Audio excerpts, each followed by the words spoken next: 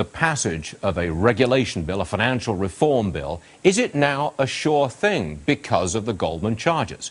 Republican Congressman of Texas, Ron Paul, joins us on the phone from Lake Jackson in Texas. Congressman, thank you so much for joining us. The premise of my question and the premise of the interview is, bearing in mind the Goldman charges, does this now make financial reform more likely, indeed a certainty?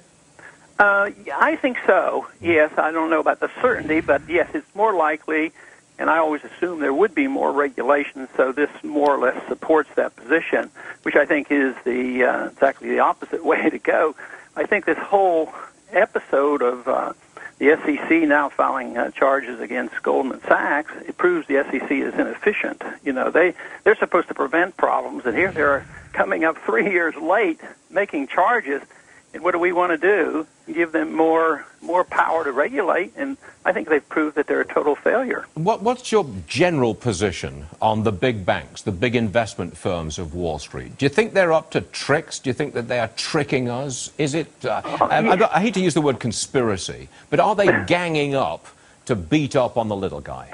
Absolutely, and it's the system, and it's the Federal Reserve system of money and banking that invites this. Bigness alone isn't the reason. You know, if you had free market banking and people were honest, not committing fraud, and they had a lot of customers, I would think that is fine. But if they're big because they had inside information from the Fed and they get loans at 0% from the Fed and they can go out and do all the gambling they want, I mean that's where it's wrong, and the little guy gets squeezed. Right now, they're making money on Wall Street, but the little guy has trouble getting a loan, and the people are still losing their houses. So it's rigged against the little person. So to sum it up, you think that we are going to get pretty draconian new regulation of Wall Street, and it's going to happen in the very near future? Always does. It happened in the Depression. It prolonged the Depression. After Enron, we had Sarbanes-Oxley, yet all the fraud of Enron was taken care of by anti-fraud laws in Texas. They all went to jail. It didn't last nearly this long. And here, when you defend on the SEC, this SEC, like the Federal Reserve, creates the moral hazard. Everybody says, oh, the Federal Reserve is there. They'll take care of us, lender of last resort. SEC, oh, they're out there checking these guys, so they must all be safe. They've given their approval.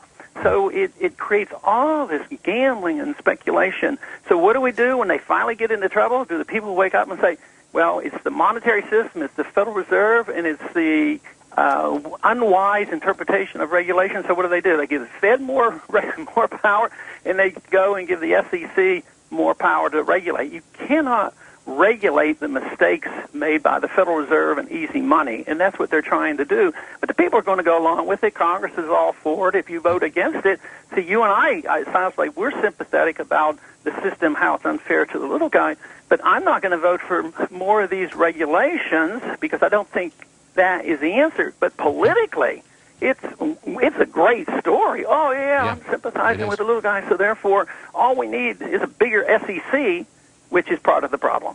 I think it's a political victory for the Obama administration. That's my opinion. I think you share it too. Congressman Ron Paul. I agree with you. We appreciate you being with us, sir. Thank you.